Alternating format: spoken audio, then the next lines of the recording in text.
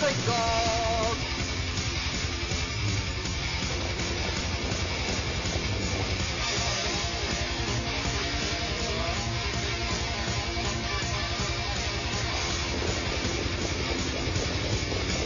Three-quarters and 124.4. Lion Cross beats Great on top by 4 lengths. Hey, how you doing out there, racing fans? This is the most ridiculous thing I've ever heard in my life before. Happy Halloween. Nice to see you all out there in racing land. And this is PA Harness Week, and as you can easily recognize, this is Dr. Groucho, along with my female companion here, and her name is, what is your name, Toots? Nurse Haybale. Nurse Haybale? Yes.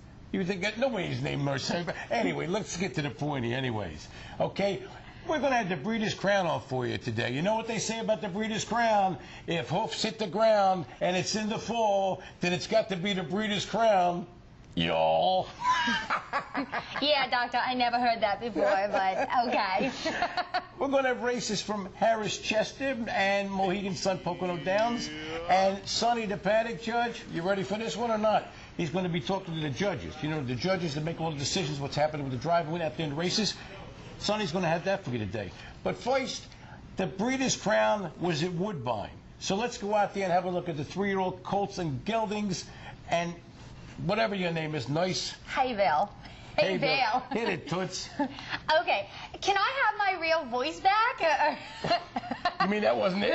Okay, we are going to start things off, yes, with the Breeders' Crown 3-year-old colt and gelding case, $600,000 in American money.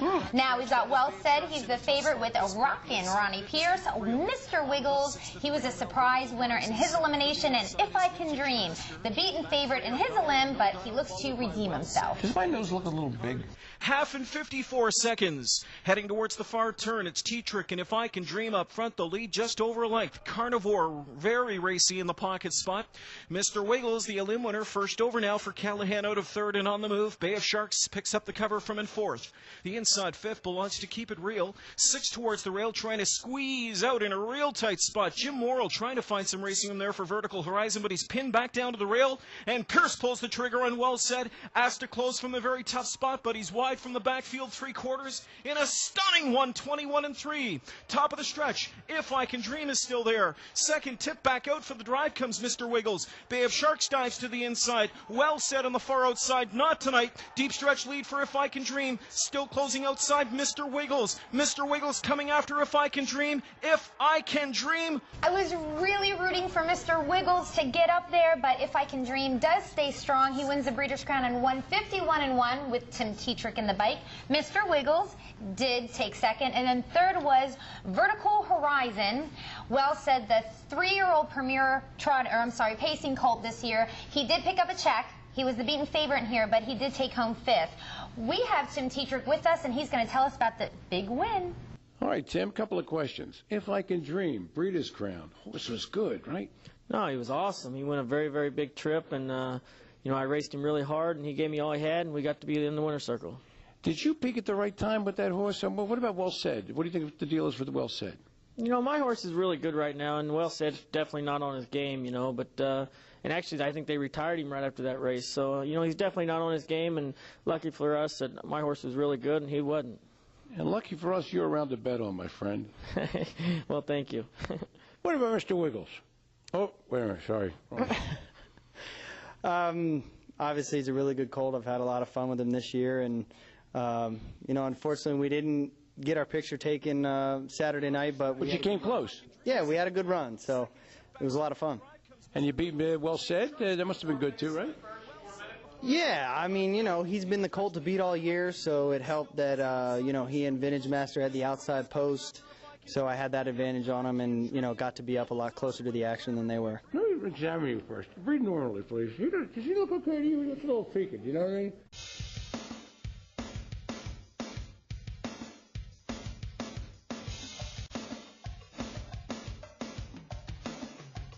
Welcome back. How you doing, you and everybody else out there, too? Hey, Harrah's Chester Race 10 was the $33,000 feature. It was a condition trot for non-winners of $37,000 in the last 5 starts. You know what that means, Nicey, right? Good horse flesh.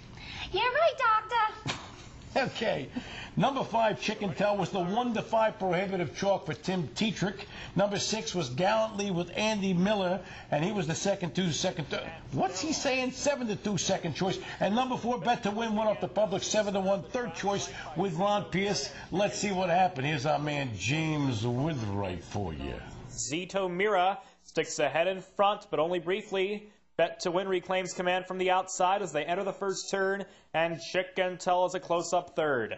Chosen Voyager is eased off into the 4th spot. He's 5.5 from the front, 2 clear of an off-stride Gallantly. Lord Darby moves up to take over 5th, but is 9 lengths off leader Bet to Win through a 28-second first quarter. They come past us the first time. Bet to Win now confronted by 1-5 favorite Chicken Tail. These two on level terms moving for the bridge turn, and Zito Mira look back into 3rd. A length of 3/4 to Chosen Voyager, still on hold from 4th. It's 5.5 farther back to Lord Darby, and at least a dozen to Trailer Gallantly after that break in stride. And the half went in 56-1 for Chicken Tail, who leads them up the backstretch. Chicken Tail is a length and a half in front. Bet to Win is a held second in the pocket, and Chosen Voyager begins his first over pursuit. He takes over second with 5/16 to go. Zito Mira, the whip over her back. She moves to the outside, 3 lengths from the front pair. Lord Darby has 5.5 to come, and Gallantly well detached from the main body of the field through 3/4 in 125-1. 3/16 to go. Chicken Tail under pressure from Chosen Voyager. Bet to Win awaits the open stretch. Zito Mira retreated to the cones. And now Bet to Win made a break in stride. Bet to Win off stride, and Chicken Tail's all alone in the lead, sprinting away by 3. Chicken Tail quarter poled, and the others went looking for a place to surrender. One up by nearly 4 and 153-4. Lord Derby off at 11-1 with George Napolitano Jr. closed well for 2nd, and 23-1 shot Zito Mira with Jackie Ingracia, not Junior, mind you, got 3rd. So there. By the way, are you a doctor or are you a racetrack tout? I'm a doctor, Toots. What's wrong? Or actually, I may be an escapee from a mental institution, but I got the scrub, so what could be bad, right? All right, anyway, let's get to the next race with Nurse Haybell. Go ahead, Toots. We've got Rock and Roll Star in here, the favorite, taking a step down in class. Western Number starts for trainer Ed Gannon, and Racing Naked is in here. The name says it all. Moving into the final turn, Rock and Roll Star and Richard Henry. They are noses apart.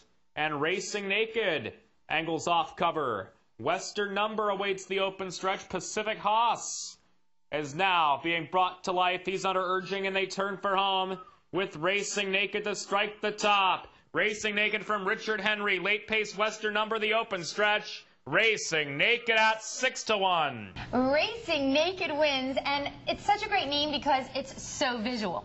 You know what? I tried Racing Naked. I didn't wind up with a winner's circle. I wound up in solitary, actually quasi-solitary, with a big guy named Bubba. But that's another story for another day. Go ahead, Toots.